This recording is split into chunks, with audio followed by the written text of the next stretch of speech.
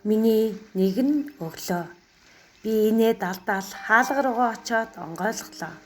Хөөх ойр дуулзаагүй манай ажлын түнш маань байх юм.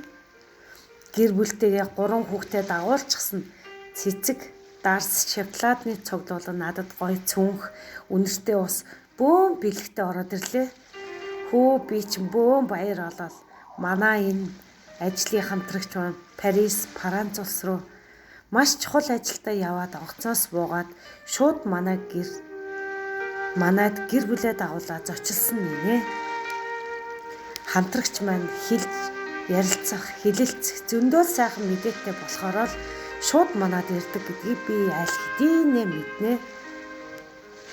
Бид хоёрч тэд нарыгаа бөөхөр болоод угтаж аваад хани минь гарын хоол, зууш, салаад үнэхээр амттай. Амтнд дэмцэн хоол хийдэг дээ. Би ч хөөр болоод цай, хоол, зууш, салаада ширээн дээрээ өрөөд л халуун дулаахан яриа хэлэлцэж оройн хоолоо итгэцүүлээ. Ажил хувийн хэрэг гээд бөөхөр л дан болцгоосоо инээд алдаал хамтрагч маань зогсоо зайгүй ажлынхаа талаар ярьж өгсөн дөө. Амжилттай байна шүү. Бүх яриа хэлэлцээр маань яг л миний хүсэж хүлээж байснаар бүтсэн байна штэ гэд би дотроо талархаж байсан. Бид ч яриагаа үргэлжлүүлэн нийл задгаа гал зуухны дэргэд бүгдээрээ тойрно суугаад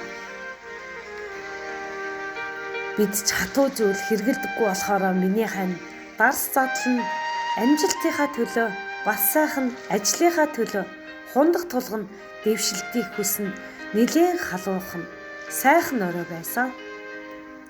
За ажил маань болчихлоо.